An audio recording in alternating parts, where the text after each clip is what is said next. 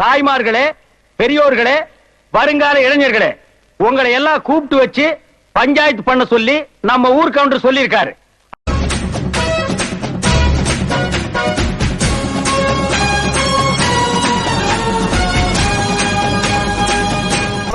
வர்றேன் பூரா மொத்தமா என்னையவே குறி வச்சு வந்தா நான் என்னடா பண்றது?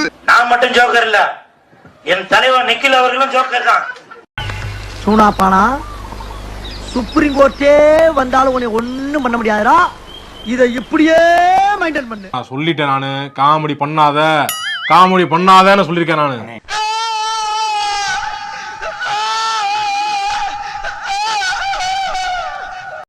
என்ன தெரிகிறது? நான் தூங்கிட்டேன், பார்க்கல, இப்பதான் எந்திரிச்சு. ஆத்தா, பையனை கூட்டிட்டு போய் வேப்பல் அடிக்கணும் போல் இருக்குது. நீ சிரிக்காத ஆத்தா.